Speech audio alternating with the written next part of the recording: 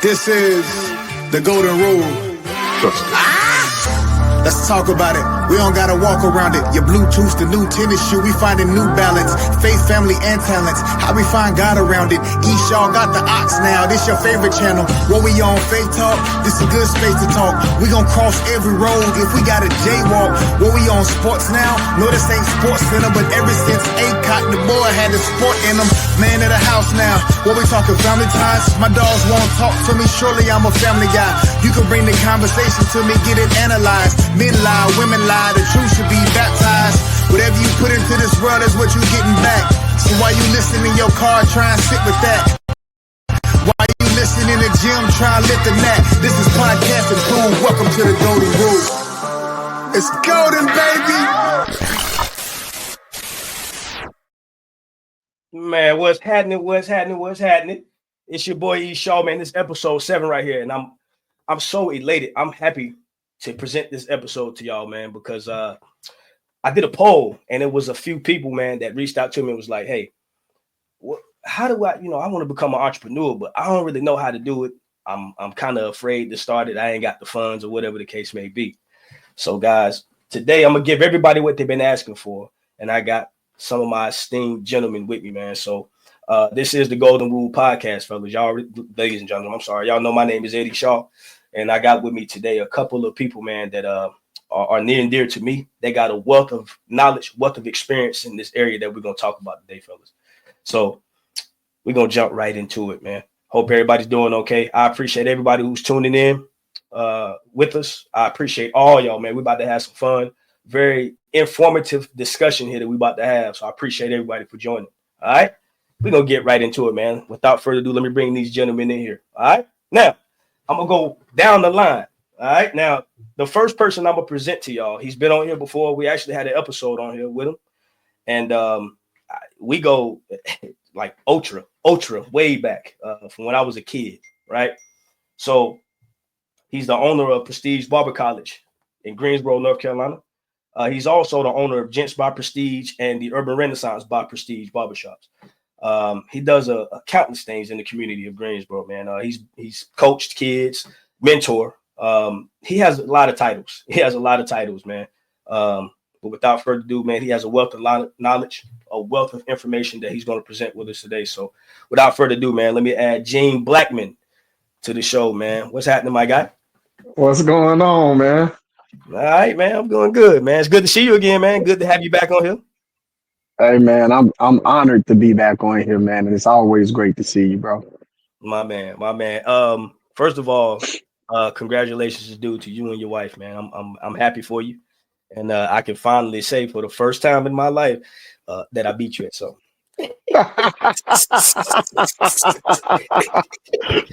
Simple facts. For the first time, you're right about that. But I appreciate Nah, man, but I'm so happy for you, man. How the kids doing, brother? How the baby doing? Man, my son, he's 14. He's doing his thing at Mendenhall in his 8th grade school year. Okay. And just, training for football and all that good stuff, man. And my daughter, she's happily married in Fayetteville, 27 years old. And, I have a grandbaby that's 4 months. Oh, yeah. So you a vet in the game. You a vet in the game. Oh, yeah, absolutely, man. Absolutely. Yeah, man. I hope I ain't missed nothing in that intro, man. Like I say, you had an episode with me last time, so a lot of people can go back to that. But man, you got a lot of hats, man. You've been doing this for a while.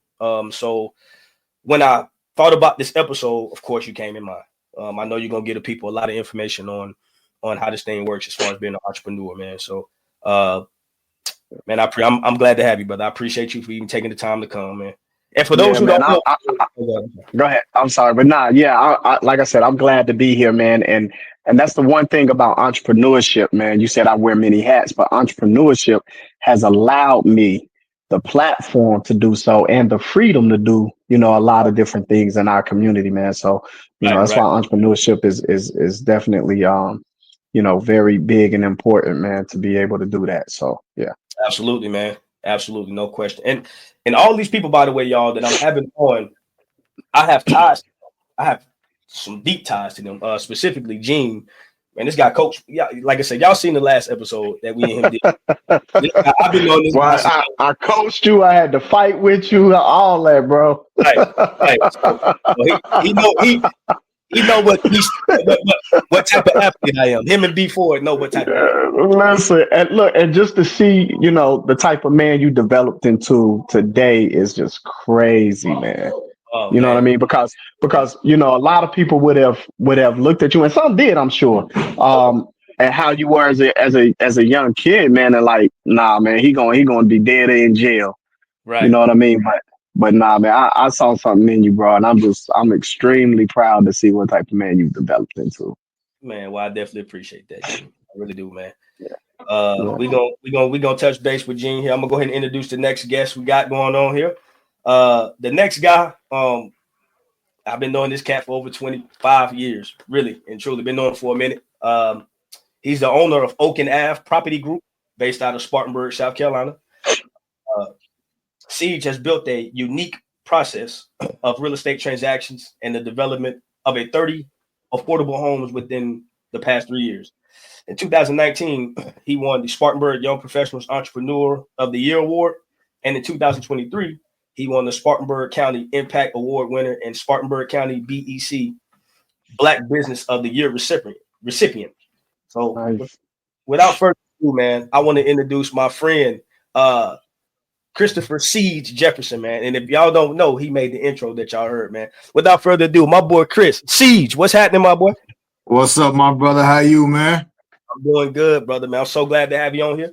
I'm glad. Oh man, I'm glad to be here. Yeah, man. I know. Again, you got a wealth of knowledge, and I got to actually see your business into fruition, bro. So very unique perspective of mine. And you also inspired me as well, man. I remember that conversation we had in your office. Yeah. Kind of inspired me to go ahead and jump, man. Take that leap and jump. You know what I mean? So yeah, and you're doing it. This is the fruits of it. You know, we get to enjoy the sweetness of it with you and being a part of it. So nah, man, it says a lot. You know, you reached out to your folks and see what they want, and now you get to provide a platform. And that's what you wanted to do, man. And you're doing it. So proud of you, broski. Glad to be here. Man, I appreciate you, bro. How everybody going? How the family doing, man? Girls, Amber, everybody's good, man. I got a freshman at Clemson in business school right now. She's killing it. She just made the dean's list. I got a freshman in high school. She's killing it. She'll probably go to whatever college she wants in the country at this rate. And my wife is in nursing school right now, so everybody's in school. So we good. Bro, like again, I've been knowing CEEJ. I'm sorry, I've been knowing CEEJ for I don't know since we was 12, I guess 12, 13. Yeah. And first of all, the fact that you even have a kid in college is right. Is crazy. But she actually goes to the same college you went to. That's even crazy. You know man, on her first day, well, when we took her to school for the first day, official day, we got to show her where me and her mom met at. That's crazy, right? Man, so man. She across the street in a dorm right now, so it's mind blowing. It's a blessing, man. And I'm glad to have you. I know you got a lot of information for these folks, man. So I'm glad to have you, bro. And last but not least, man. Sometimes I keep the best for last. No, I'm just, this guy right here, man. I've been knowing B4 for almost 10 years now. He's a heck of an athlete. And I'm not even giving him his justice by saying that, but he is a heck of an athlete. North Rowan High School alumni. He holds an associate and bachelor's degree. He wears a lot. This guy wears a lot of hats too, from being a husband to a father. He works in finance. Obviously, he's an entrepreneur. He is a former pro athlete and a member of Phi Beta Sigma Fraternity Incorporated. He also hosts, and he's the proprietor of his own podcast, Members Only. And you can follow B4, Brandon Ford at _King_Ford and Members Only with a Z _podcast on IG. Like I said, this guy literally helped me start this business, man. So I owe gratitude to him, man. And this is a guy I can go to and lean on for advice. So without further ado, Brandon Ford Sr. B4, what's happening, my guy? Man, what up, my boy? Yes, sir. Yeah, man. Ain't nothing much, man. Ain't nothing much, man. Hey, man, first of all, bro, I want to thank you for even having me on here, bro. You know what I'm saying? I've only been asked to be on by 2 podcasts so far. I've pretty much been the host every single time. So come on, man. It's good to be in this seat, bro. I ain't gotta orchestrate nothing. You know what I'm saying? I'm just vibing out, bro. And the other 2 guys on here, man. Hey, it's good to meet y'all. You as well. Likewise, bro. I'm not quite as tenured as y'all. The resume, it run deep, you know what I'm saying? But it's definitely a pleasure to be on the panel with y'all, you know what I'm saying? Like especially with us having at least one thing in common, and that's us being, well, a few things. There's all us black men, obviously. Yeah. And we also all have entrepreneur background in some shape or form. And yeah, we all are fathers also, you know what I'm saying? From what I heard anyway, all y'all have kids also, a family. So it's always good. So but yeah, man, Eddie, you doing, like they said, man, you doing real good with this thing, man. The whole setup, the whole presentation, man. I feel like that's the biggest part of it. You know what I'm saying? That's because a lot of people jump into this thing wanting to be rich or whatever, but you got to really do this because you're passionate about it. You know what I'm saying? Right. Your presentation showed me, everybody watching, and everybody on this panel that you care about your craft, because you know what I mean, even from the, you know what I mean, what you got in the background, like behind you, like just small stuff like that, bro. It just show us that you care about what you're doing. And as long as you care about it, bro, it's gonna do what it need to do. Absolutely. Man, I appreciate that, man. Real quick before we start, so when I thought about starting this, of course, before it was like, look, this is what you gotta do. You gotta get the equipment, bro. He actually came to the crib, checked out my equipment. He was like, yeah, you straight, bro. You got everything you need. So my very first episode on here, y'all can go back and look at it, bro. I had like the setup that y'all see right here. I had none of that, right? None of that. Matter of fact, I wasn't even ready to broadcast. Before it was like, come on, man, we're gonna do an episode. He was like, yeah, you broadcasted, right? I was like, what? I wasn't ready, bro. I was nervous. I was like, nah, I thought you was broadcasting. Nah, bro. Go ahead and broadcast. Like, go ahead. Had nothing, but I knew that I had me. I had my character, and I knew he wasn't gonna let me just, get on there looking all crazy, man. So shout out to B4, man, because I'm telling you, he really, like, him and my wife pushed me. I was like, I'm not doing it. I don't have the resources. I ain't got nothing. B4 was like, dog, do it, bro. Bro, because you waiting for perfection, bro. Ain't no such thing. Right on, man. So yeah. I appreciate you, man. I know you got a wealth of information when it comes to this entrepreneurship. And also, guys, he said something key. We have, especially in the Black community, man. I really want to touch on that with the folks on that's watching and the folks out there, because, like I said, I got a lot of people who have been asking me, man, how do you start your business, or what do I got to do to start my business?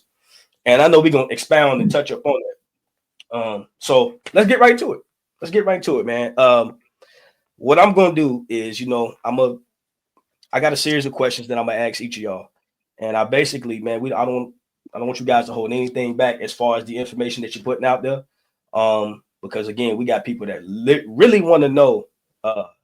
Are some people are afraid. Some people have no clue as to what resources and means you need to start your business.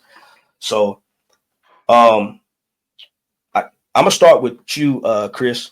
Give us a rundown of Oaken Ave property, man, and kind of let us know exactly what it is that you do. And, kind of give us some details on that. Okay, yeah, I'll keep it brief, man. So we're a real estate brokerage and development firm. We build affordable homes, and we do all real estate transactions. I have 6 agents on the team with me. My wife is a full-time administrative director, so she works with me full-time as well. Been in it full-time for 3 years now. Again, we've closed over 100 transactions. We've built over 30 homes, and man, I say that with the spirit of, I never could have even imagined that this is what I would be doing even up to 3 years ago. So just briefly, I was working in the school systems. I was working in finance, doing real well in finance. Right. Long story short, with my influence in music, etc., I started working in the schools. When I got a call from the principal saying, "Hey, we need you here with your influence," I did that. I took a 60% pay decrease, which was the dumbest thing seemingly I could have ever done. To go work in the schools, and I did it. But I tell people all the time, man, I was able to buy time. You know, time was expensive, and I made a deal. I leveraged it and said, hey, look, I'll be here. I'll do great at my job, but you know, I need to be flexible. And they allowed me to do that. I won support staff for the year, my first year, but I also built my business. And then COVID happened. I remember COVID. And that happened while I was in the school. So of course we wasn't in school. But I was, you know, still getting paid a little bit I was getting. So I was like, man, I can take this, leverage it, and build my own business. You know, I was working in truancy. So a big part of my job in truancy was to see why kids weren't coming to school, you know. And while I was doing that, I would go to their houses and I would say, man, every time I would go to the house, I would start seeing the environments they lived in. I'm in a 90% poverty school, you know, all minority school. So I start seeing the environment and I'm like, man, we got to start figuring out how to impact holistically where they live because it's tied to education. I would say, hey, we can't suspend this kid no more. You know what I'm saying? We got to do anything except send him home anymore. And in that, I started realizing, man, maybe I can start affecting them holistically. So to finish this, my pastor is my general contractor. We were just riding together one day and I seen houses he was building. I was like, man, I wonder if I could build these houses for the people that you know what I'm saying, in my community, etc. And that's how I got into it. I remember he reached in the trunk and he was like, hey, he told me to go to the trunk. He said, there's a blueprint back there. Learn how to read it. And I learned how to read that. And I took that thing serious, man. And from there, during COVID, I got my real estate license, launched the program, and the rest is history, you know. And now here we are, 3 years later, really doing some strong development within our community and making a big impact. You know, and that's just a brief. I know we'll dive more in later, but that's how it got started. Yeah, absolutely. And bro, let me tell you. So when my son was born, Trey was born, I remember coming up to you. Had just gotten in the office, and you was explaining that story to me, and I thought it was mind blowing. I was like, bro, I first of all, I couldn't even believe that I was in your a brokerage firm that you have built. Like I wouldn't have imagined you. You know what I mean? Like dealing with homes, but when you told me that, bro, I was like, you literally learned how to read the blueprints. You know what I'm saying? Like in somebody's trunk. And that's what inspired you. That was crazy to me, bro. Like for those who don't know, and there are a lot of people who really don't know the difference between a brokerage and like somebody who was into real estate, like a real estate agent. What is the difference between a brokerage and somebody who's just in real estate? Yeah, so in actuality, a real estate agent works for a brokerage. So a real estate agent themselves can never represent a client. So most people think that. You think, hey, I'm a client, I represent Eddie. You can't represent Eddie. You can only represent the brokerage, and the broker in charge represents Eddie. So if I work for Oak Ave or Keller Williams, I throw that out there because everybody knows that name. That client belongs to Keller Williams or Oak Ave. And then so an agent, I'll put it like this. An agent is a position coach, right? A position coach can never be the head coach of their own team. You know, it's their receivers, it's their quarterback, whatever position they play, but they're all under the head coach who will be the broker in charge. So that's how it works. And now that differs from state to state with terms because it's a little different, North Carolina, South Carolina, but that's how a real estate agent and a brokerage works inside a firm. So it's the real estate agent, brokerage is the team that you play for, and the broker in charge is the head coach. Okay. So what made you develop a brokerage firm and not want to be a real estate agent? And or were you a real estate agent?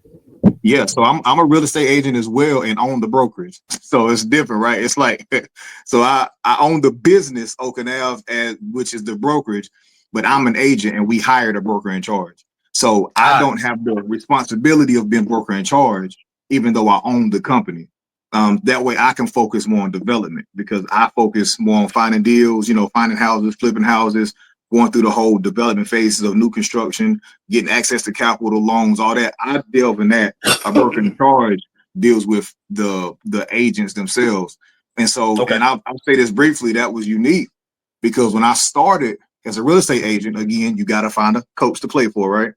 So the Blue Realty and Associates, shout out to Tracy Blue, I was part of her team. So you can have your own team as an agent, right?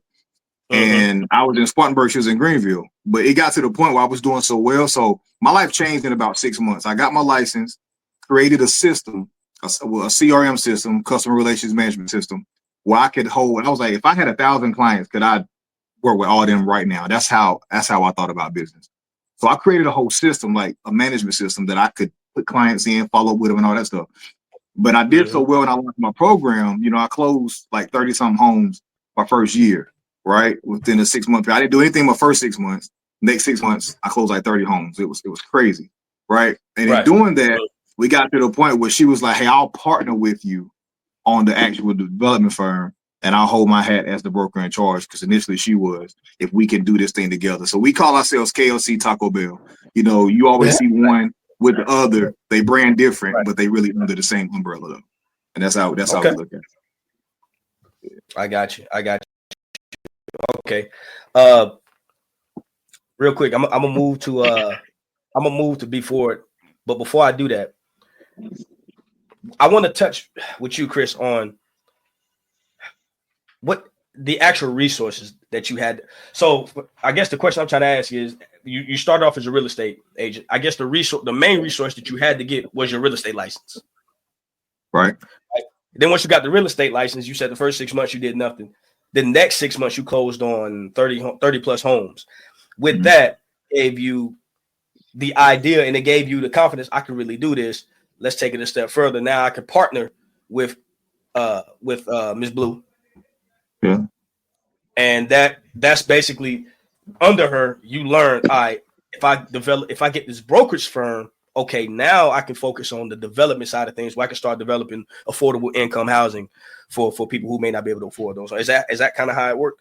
Yeah, but I'll say this though, and when you talk about, like, you know, entrepreneurs and what it takes to start, et cetera, but I failed to say I didn't do anything in my first 6 years, but I had the plan. 6 months, but I had the plan in place. So for instance, when I got my license, the first 2 months I spent creating the system in order to be able to be you can't do hundreds of clients at one time, because that was my mindset.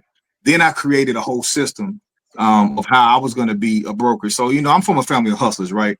And you know, dope dealers and locked up and this and that, and my pops and all that. So for me, I was the same way when I was in school, when I was in college. You know what I mean? I was the dope boy in college. And so I always knew how to, like, this is my favorite word, galvanize people and figure out how to make money, and like how to get and I had this thing where you couldn't, I'm just talking real, you know, you couldn't come and buy a dime and nicks from me. That ain't how I roll. You know, you had about an ounce. That was it. And so I dealt with 20 people versus 200. You know what I'm saying?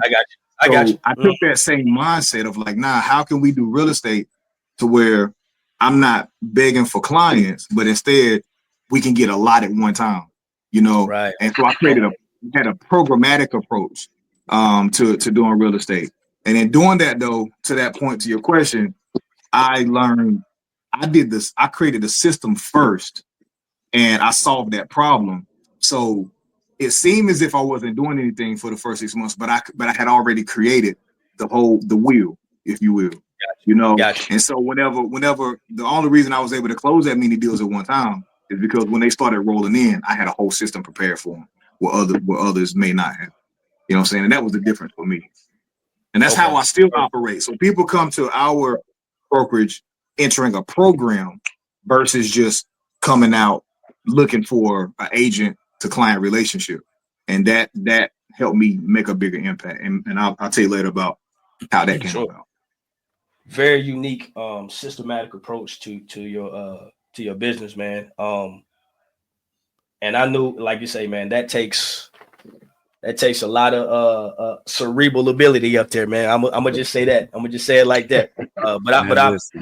I ain't gonna lie, like the way he put it together is really, like, it's crazy, bro, because I can tell he's like, yeah, the hustling side of it. You know what I'm saying? Obviously, you know what I'm saying? Yeah. But the other side of it, which he knows, because I'm pretty sure he done been in sales before also. Man, the way he put it together is basic business sales, B2B business. Like that's saying, right.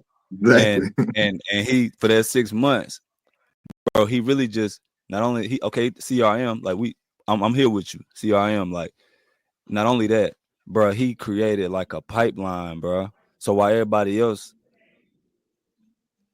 selling at that time, he building a pipeline. That's the reason why after them 6 months, everything started dropping for him. He probably was getting deals in month 9 that he probably worked on in month 2. You know what I'm saying? Because y'all ain't listening to before because he on point. You know like he on point. That's what I'm saying. Like, bro, he building that pipeline. So yeah, it looked like he wasn't working 6 months, but bro, probably in year 2, he probably was closing deals from something he put in a seed he planted in month 3, or a referral from month 4. You know what I'm saying? Like he's exactly pipeline, bro, and like he said, bro, he got this tight knit group. Instead of trying to stretch yourself too thin with 1,000 people, he just got a small little core, and he just following up, closing and following up, and referrals and following up, and it's just kind of like he done built that little nucleus. Like he got his pipeline set up. Like he said, you put him in sports terms, bro. Like you a college recruit, you got your pipeline. You running through North Carolina, South Carolina, Georgia. You ain't worried about Texas. You ain't worried about Cali. I might have just killed these 3 states right here, and we're gonna build it from here. You know what I'm saying? And now this kid, he done graduated. Now his little brother coming through, and his son coming through, so on and so on. So I mean, I'm with you, bro. Like I'm right here. I mean, I just want to say, bro, like that's when I say exactly. I'll say this last part because I went to Wendy's and it changed my life. That's whenever I just figured out what I was gonna do next in life. I went to Wendy's and I got the 4 for $4. But at the time, remember the 4 for $4 was 99 cents. Y'all remember all the items was 99 cents on it. Right. Anyway, so you could get a 5, 6, 7, 8 for 8. You can get whatever you want. But it's genius that Wendy and her people sat at the table and said, hey, I bet you I can get them to buy 4 99-cent items at one time, though. How? Put them all in the bag at the same time and call it something. And now they'll buy 4 of them, even though they probably would have just bought a nugget and a fry, unless I tell them it's all packaged together, and then they'll buy 4. And I said, man, because consumerism 101 is that people want structure. They want structure. They want it to be efficient. They want it to be easy. And so for me, we created a program called a buyback program, and we put our 4 items in the bag. I found a lender that could do bond loans, like deal with resources and low income folks like me. A builder, my pastor, who could build the homes, and we could make them affordable with the build costs. I found someone who could do credit repair, who can automatically, get you in the credit repair system and repair that for you. And then somebody who could do financial literacy, who could help you be able to sustain home ownership. That was our 4. That was our nugget, fry, drink, and burp. And there it is. One-stop shop. When we did that, I launched a program. So here I am to B4's point. Let me say how on point he was. When we first launched the program, I did it over a 3-day period. I got 144 clients in 3 days, but had never sold a house before. So I had a CRM system with 144 people in it, even though I had never closed on the house. And then to his point, that next 2 years was all from those folks that started like that. And then that's how we kept going. So he's spot on. Wow. And it's just solving a problem. That's all entrepreneurship is it's solving a problem. The dude who created the paperclip is a billionaire. You know that? A billionaire, because he dropped some papers one day and said, dang, I wish I could have clipped that. And was smart enough to create a paperclip. He just solved a problem that everybody already has. Right. Man, well said, man. I'm coming to you next, B4, because I mean I want you to explain to them exactly what what you're involved in, man. But I think a lot of and I'll let you explain this. A lot of what you have going on for yourself, man, is involved heavily in the community and also, your background. So I'll let you touch base on that, man. All right. So I'm actually one that has my hand in a whole lot of pots, and at times I can honestly say it might be too many. I think it's like a gift and a curse being a jack of all trades, because I'm good at too much stuff. I feel like good at a lot of things, but rarely great at any of them, if that makes sense. But I'm just kind of good across the board at a lot of different things. And that really stretches everywhere from sports to the youth to a mechanic, an electrician. You know what I'm saying? You name it. You know, I can eyeball an account and I can tell somebody exactly how to grow their money and all that. And then somebody could pull up and I can hear a sound in their car and I can go get a wrench and I know how to fix it. So like, you know what I'm saying? Like, it just kind of like, that's just one of those things, bro. Like, it's a good thing to have, but I hate it sometimes. You know what I mean? I know exactly what you mean. So like, but as far as what I have going on, like on the business side of things, you know, I have members only podcast. It's podcast that I started that I've been wanting to do for a long time. And it's just you know what I'm saying? I do touch on a lot of topics kind of like Eddie does, but I like to focus, like, obviously I focus on the sports side of it because that's what I feel like I know better than I know anything else. Right. So always gonna have sports involved, but I also try to touch on like growing up topics, like a conversation that I feel like men need to have that oftentimes we don't. And I'm not really speaking on men as a whole, primarily on African American men, bro. Like, you know what I'm saying? Like, a lot of things we don't really speak on. And I just try to tie sports and real life together. That's something that I just wanted to do for a minute. Something I done. And I'm in like season 3 right now with my podcast, actually. So that's one thing. Another thing is I have Ford Logistics Incorporated is a business that I actually registered through the Secretary of State in 2018, right? Okay. In 2018, had it for a while. I done that. A lot of that was like trial and error though. So like, Sure. you know, unlike bro who started his joint, I feel like he jumped into something that he could kind of tie his skills that he already had naturally, kind of tied into it, like the hustler mentality and sales, really kind of tying it together to do something that he was passionate about, which was creating like affordable homes in his community for people like us who, even like myself, who kind of feel like you may never own a home. You know what I'm saying? But he creating those opportunities for people who might feel that way. So he was able to take what he loved doing and he was passionate about and was able to tie it together into something. And then in my case, it was more so starting something that I felt like I could make money off of, which initially it wasn't something that I was passionate about. If I'm gonna be completely honest, it just was something that I felt like I could make some bread on. You know what I'm saying? Like, okay, this is gonna be easy flip, whatever. And really, true story. When I started my logistics company, which was like I done cargo vans, so like that's what I done. Like I didn't have like big rigs or nothing like that. Right. I had cargo vans, so I started out with one, and what it was is it's expedited freight.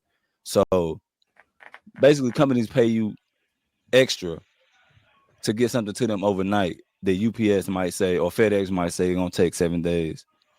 I might pick up something in Charlotte and gotta have it in Texas by tomorrow night type situation.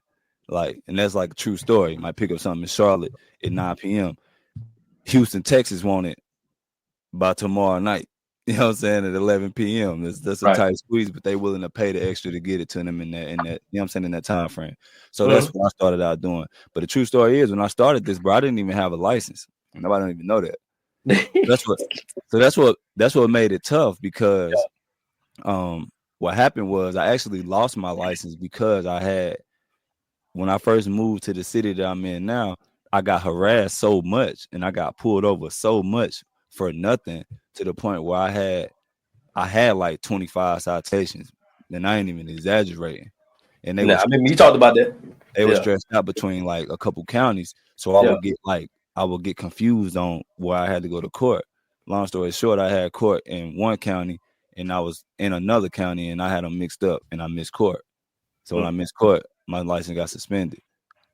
So like, it just was like, it got suspended, then I pay it, then it gets suspended again. Like I was just I got behind the 8 ball, you know what I'm saying? Like on all these court dates, and I just kept paying them and it gets suspended and I pay them.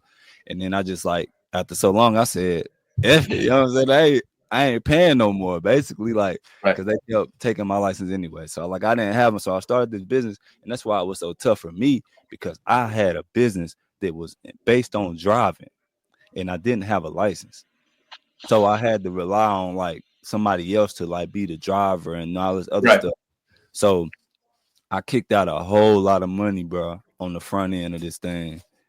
basically relying on somebody else. And y'all two are business owners, and I know y'all know that if nobody not gonna care about the business like you are if it's yours.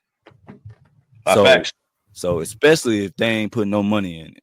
So I got the money in it, I got the time in it, I got the passion in it and everything. Which I said initially I wasn't passionate about it, but that came after I put my money in it. Yeah, I'm passionate about it because I want to get my money back, obviously. So I had to rely on somebody else to do it for me. They wasn't on the same page that I was on. So it just was like, it was an uphill battle. So before I even got started, bro, I was already like behind the 8 ball, already off the rip. So I done that, but I learned a lot about it. Although it was a business that I struggled with, and I'm not gonna say I struggled because I made a lot of money doing it, but I didn't have nobody that was like guiding me on the way that I should have done things. And that's really a testament of everything that I kind of done my whole life, bro. Like everything that I ever done, I had to do it through trial and error. Like I didn't have nobody telling me, look, bro, I already did this. You need to do it this way. Like I had to take my L's. Took your lumps. Needed to do. Right. Yeah. So instead of me I wasn't taking the money that I made from the business and you know what I'm saying, putting back into the business or being responsible and taking a certain percentage and paying myself and then taking the other percentage and putting it into an account as basically the money that the business earned. I wasn't doing it like that. I started this thing with my own money and I was living off what I made. So it was like, y'all know, like if you're not making a substantial enough on the front end, then you basically spending what you're making, especially in a business like transportation, not knowing when it's going to be up and it's going to be down. Like one week I'll make crazy money, and then it's like, and in my mind I'm thinking this is the norm because this is also an industry that I never been in, or I wasn't taught this industry. So I wasn't doing it the right way. I wasn't putting the money to the side as I should have been. I wasn't being a responsible person, and it wasn't that I was intentionally being irresponsible. I think that I just was unaware, really.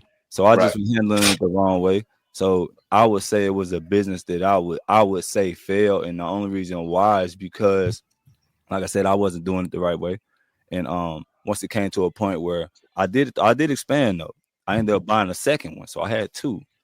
So once and then I hired a person to drive the first one, and I was making, after I was paying him, I was clearing like 2,000, 2,500 like a week after paying him. So it was cool.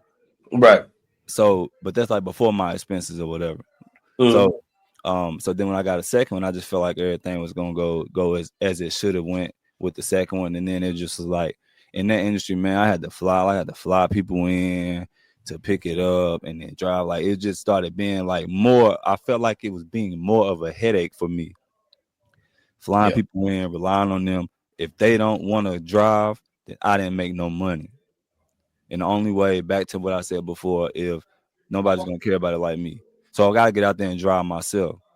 So mind you, I done took that trip. I done picked up in Charlotte and dropped off half in Dallas and took the other half to Idaho. I done did that, bro.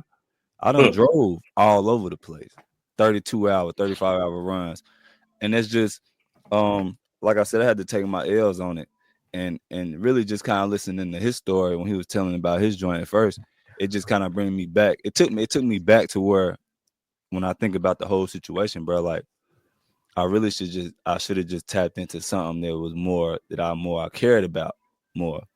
Right. And then I researched a little bit more, things like that. But those are really the two businesses that I tapped into. But as far as like my career is concerned, like I'm not like a full-time entrepreneur now. Now I do have, I have like a regular job. I'm in finance, like I said before. So like now my job is like member engagement is what it is. So it's a credit union. So all the members we have now, my job now is not only open the accounts, but do follow-ups, but also to look at those accounts that's over 10K and to try to find ways to help these people grow the money that they have. And to also try to bring them outside finances that they have into our institution. So that's kind of like what my job is now. That's what I do like full time. And I mean, it's cool. Obviously it is cool, but I do want to tap in. I really, if I could do this full time, that's really what I would do, because that's what I'm passionate about. And like you said, in the community, as far as the community is concerned, I am a Sigma. Part of being a Sigma is you have to be tapped into the community. You know what I'm saying? Like that's kind of like, that's like what you do. Yeah, and I do. So I'm tapped in with the youth. Like yeah. my sons, 2 of my sons go to A.L. Brown High School right now. My oldest son graduated from A.L. Brown last year. So I got 2 that's in high school right now. My daughter, she only in elementary school. So, but as far as youth, man, I don't really coach, but I train a lot of kids and I educate them. I like try to keep their mind right as far as basketball. Yeah, I play football, but around here it's really like more kids play basketball here. So like I'm just kind of like tapped in on that. But yeah, man, like I'm really into the community, bro. I just be trying to like find my lane. That's like really where I'm at right now. Like I feel like I don't feel like I'm really all over the place, but I need to like find like my lane. I want to just kind of get in that lane. I want to stay in that lane, even though I don't know how to do a lot of different things, but I just want to like to get in one little space and I want to stay in that space. And that's kind of like where I'm at right now, really. Yeah. I would say before that's how I heard about you. It was from people like around the Salisbury and Concord and Charlotte area, man. People know you for, working with the kids, training the kids. I'm being quite honest with you. I didn't even know you played basketball. Like I just knew you. Like people was telling me, man, like B4, who is this B4 cat? Like, man, this dude, man, he nice. He nice on the field, dog. Like I didn't even, and I heard you was nice. I heard you was nasty at basketball. I didn't even know. You know what I'm saying? But I think, as far as I know, you got a huge following in the community, man. And people like that will always, have worth, have value. You know what I'm saying? Because you've always been tapped into the community ever since I've known. And people know you for that, man. So yeah, man. Keep with this broadcasting, man. This podcasting, dog, because like I said, you're already in season 3, and I'm gonna let everybody know how to contact you on members only podcast. Oh yeah, man. for sure. Like, and I definitely want having one of y'all on my joint too. And and bro, what you said, CEEJ, right? You said CEEJ, yeah, bro. Yep, so look, I actually have my NMLS number 2. So like, I got all that stuff, bro. It's just like I said, I got so much stuff. Man, I already passed my life insurance exam. I got my mortgage originator joint. Man, I just got too much stuff, bro. Like I'm telling you, I felt you when you said that, man. We can wear too many hats. So I'm interested to dive into this a little bit, because that's it is a gift and a curse. It is a gift and a curse. Man, we gonna touch on it. Yeah. Hey, Gene, talk to us, man. What's going on, man? Chilling, man. I know you you the seasoned vet, man. So. OG. Man, listen, I've enjoyed listening to the brothers, man. Yeah. Share their journeys and their stories, man, about their businesses, man. So yeah, it's pretty dope, man. I commend y'all brothers, man. So Gene, I want you got a very interesting. Well, I think everybody has their own interesting story, but your journey to becoming a business owner, man, is very interesting. And again, people who know me, they know the episode me and you had, but just expound on that, man, and just tell us how it led to your entrepreneurship, your entrepreneur journey, man. Sure, man. So first and foremost, man, I started cutting hair like around 10 years old, man. Excuse me, cutting cats in the neighborhood, cousins and, friends. So, of course, through middle school, I started seeing my skills get better and better, cuts get nicer and nicer. But I was an athlete, man. Football and baseball were my 2 main sports. I was nice in basketball, but football and baseball were my main sports. And I really thought that I was on my way, man, to being a professional baseball player, man. Right. Got into a little trouble at about 16, hanging with some guys who were breaking into houses, cars, and all that good stuff, man. And, I had nothing to do with any of that, but I happened to be with those guys when they got caught. And so The detective questioned me. Of course, I couldn't tell him nothing because I knew nothing. I wasn't on any of those licks with him. But because this white male officer had the privilege to charge me, that's exactly what he did. Right. So he charged me with possession of stolen property, larceny, and accessory after the fact. And so that really kind of changed my life, man. I was in court a lot and missed a lot of days in school and excuse me, and eventually just dropped out, went and got my GED, and I had to make a decision, man. It was like I knew nobody, McDonald's or nobody would hire me because I had a criminal record, and not only did I have a criminal record, it had theft on it. Right. And so I had to make a decision, man. It was like, man, I'm either gonna go hard out here in these streets or I'm gonna do this barber school thing. And so I said, I'm gonna try this barber school thing, man. Went to barber school, man, and man, it was no looking back, bro. It was absolutely no looking back, man. I was, I started noticing that I'm making more money than some of these guys who out here on the corner hustling. And not only was I making a lot of money because I was definitely blessed with, getting clientele. I started to have the freedom to start coaching because I wanted to make sure that I help other young men and women not get caught up in the trap that I got caught up in. So I said, I'm gonna do it through coaching and mentoring. And so that's when I started coaching at 18 years old, man. And, from there, man, I just helped a lot of young men and women. Yeah, for sure. Like you shared that story with me several times. And the one thing that always gets to me is how young you were, man. Like when you started, I think I started playing for you when I was, so I had to have been what, 9, 10, maybe 9. And you was 24. I couldn't believe how young. What'd you say, Eddie? Say that again. Like when you started coaching me, you was about 24 years old when you started coaching. When you started coaching me, you had been coaching before that. Yeah, correct, man. And I was young, man, but yeah, and that was the crazy part, man. Like I was 18, and I was coaching guys that I coached a 10 to 12 team, and then I coached a 13 to 16 team, and I'm 18 years old. You know what I mean? But I was extremely passionate about trying to make sure that I help young men and women not fall into what I fell into. And then, I was blessed with this natural leadership thing where even my peers of the same age and even some older actually respect me and allow me to, to lead them in certain situations. Absolutely. You ain't gonna lie, that's dope, right? Bro, like, like a couple of things I took from him forward and CEEJ was like I said, you literally had a guy who was very young coaching. And of course, as a 10-year-old, you're a sponge at that point, right? So you taking up everything. So of course, after practice, he would literally take all these knucklehead kids to his apartment. He cutting everybody's hair for free. He ain't charging nobody.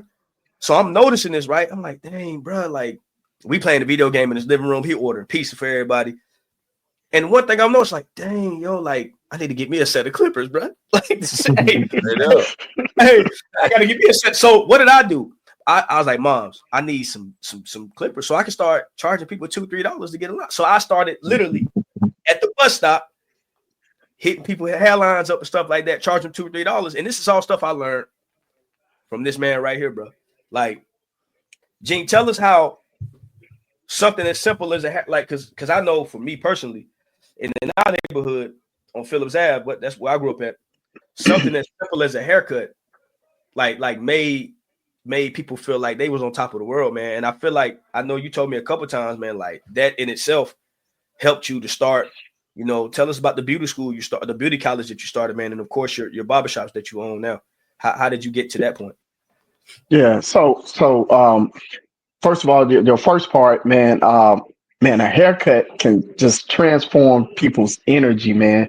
They may walk in one way, and then after they see the transformation, their energy change. You see cats walk out of the shop more confident, have a little bop in their step.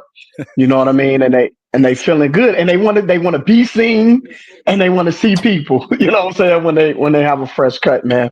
But for me, it wasn't just me giving a cut. Excuse me. And I tell my students this, man, like I provided top tier customer service. You know what I'm saying? Facts. Because it was a lot of guys around giving nice fades. You can get a dope fade Right. off any corner. But what I would offer, man, is top tier customer service. You know, and I had the ability to listen and feel the room and see what they actually needed. Sometimes the client needed to talk. Sometimes the client needed, advice. Sometimes the client just needed to sit back and relax for a minute. And for me to be able to, kind of fill the room with my clients and give them top tier customer service, man, it really helped me grow in this industry. And then, of course, I went from, being a barber and being under Ricky Dove, who I give a lot of credit to training me, especially when it came to customer service. I was able to eventually get my own shop. Then at one point I had 5. Right. And then, started selling them off when I got a shop downtown that was called Gentleman's Court. So I really wanted to focus on that.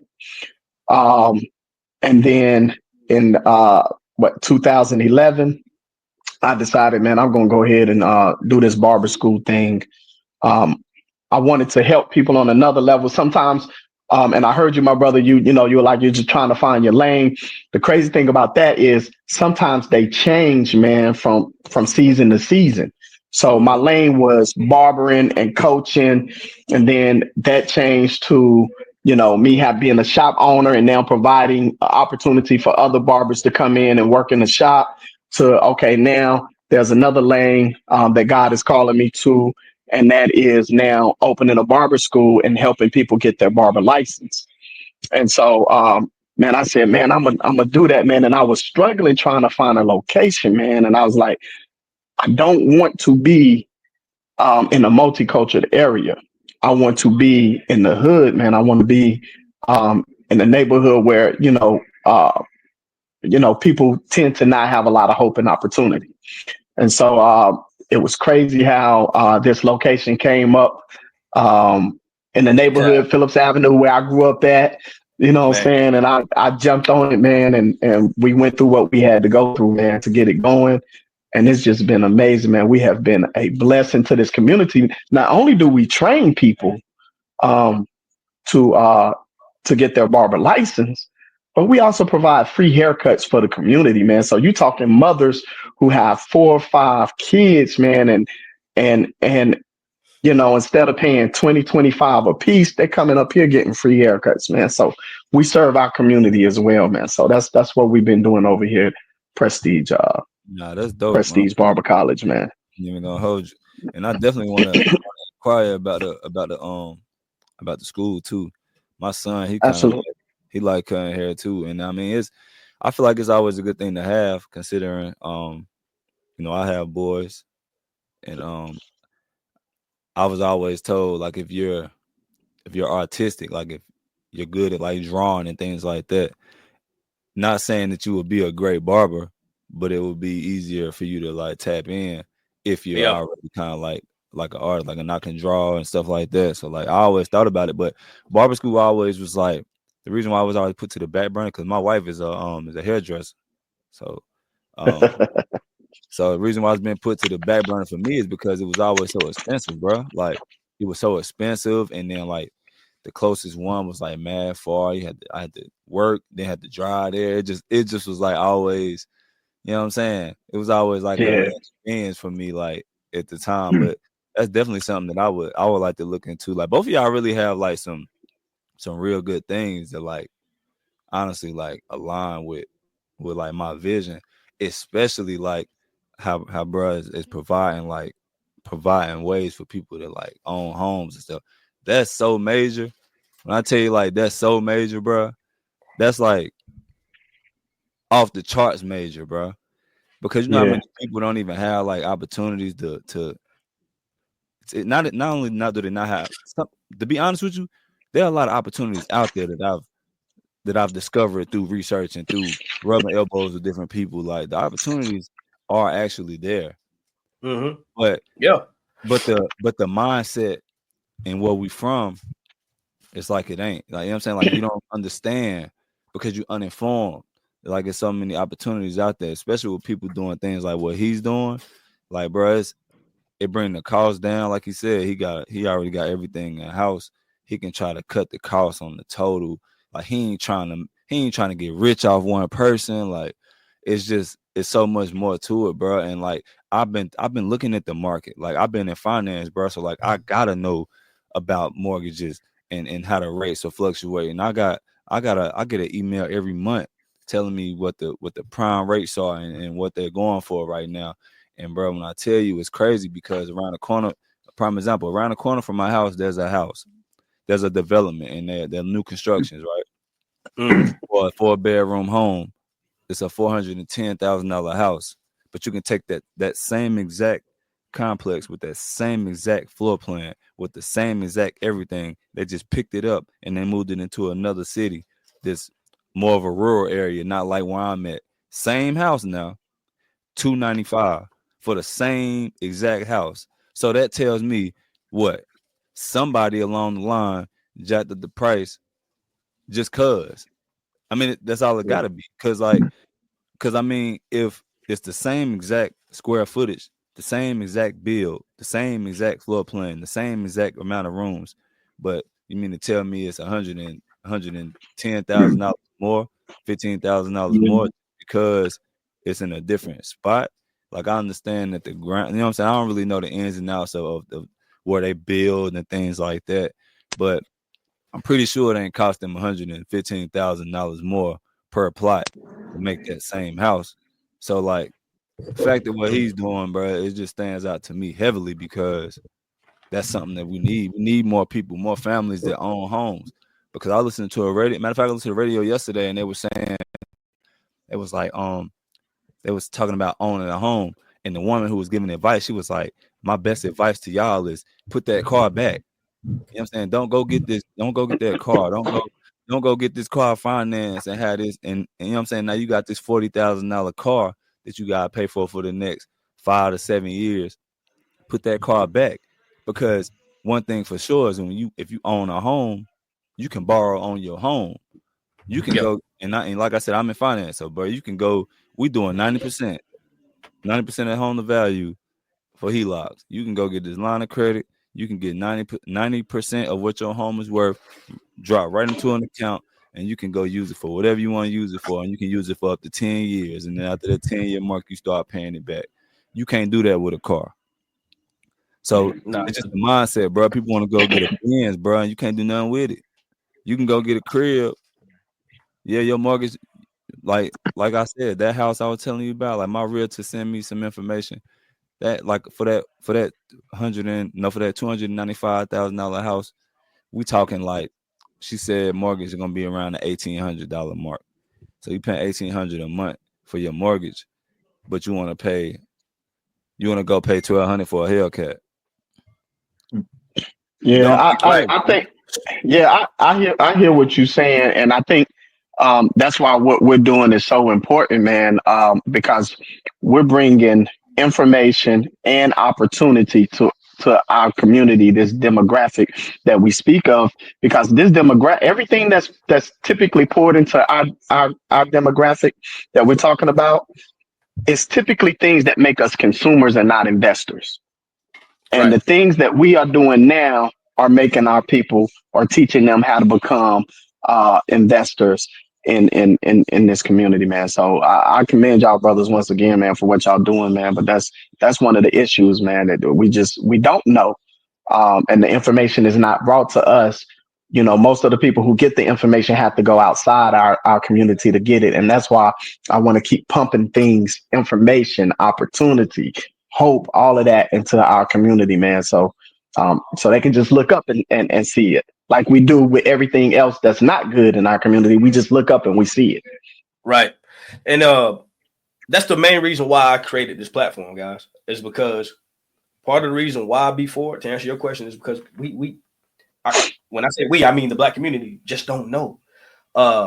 For instance, like kids who CJ, my son is 12. Well, in the white community, you better believe